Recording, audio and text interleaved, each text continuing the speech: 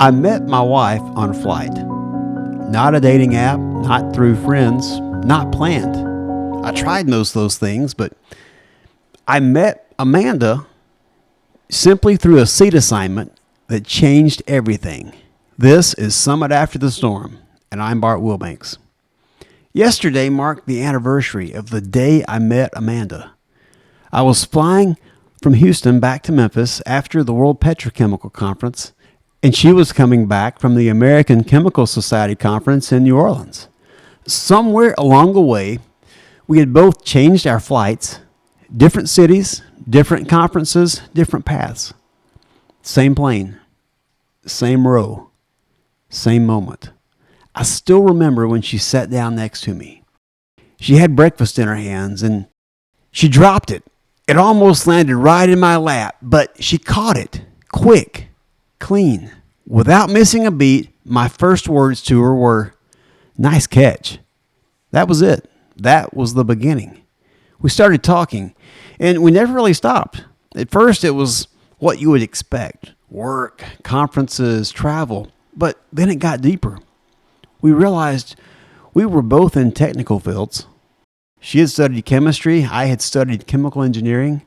We had both just spent a week surrounded by people who spoke the same language we did.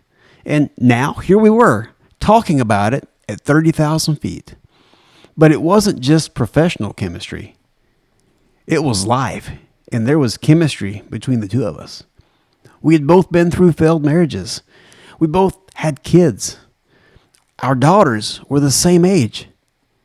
The kind of alignment you don't expect. The kind you don't plan.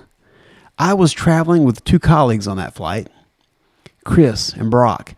And by the time we landed in Memphis, they both looked at me like, yeah, there's something there. They could see it.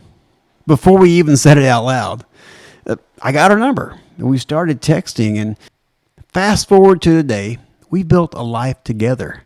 5 kids between us, 3 boys, 2 girls, a little bit Brady Bunch, a little bit chaos, and a lot of life. Sometimes life doesn't come together through a plan. It comes together through moments, a changed flight, a seat assignment, a simple conversation. Proverbs chapter 16 verse 9 says, "The heart of a man plans his way, but the Lord establishes his steps." I don't think that moment was luck. I think it was provision.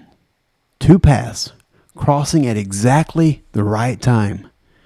Not because everything behind us was perfect, but because something ahead of us was possible.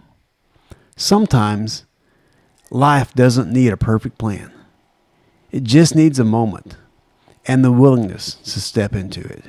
If this resonated with you, follow the podcast on Spotify so you don't miss an episode, and learn more about my book and everything I'm doing at summitafterstorm.com. And until next time, keep climbing. Poly poly.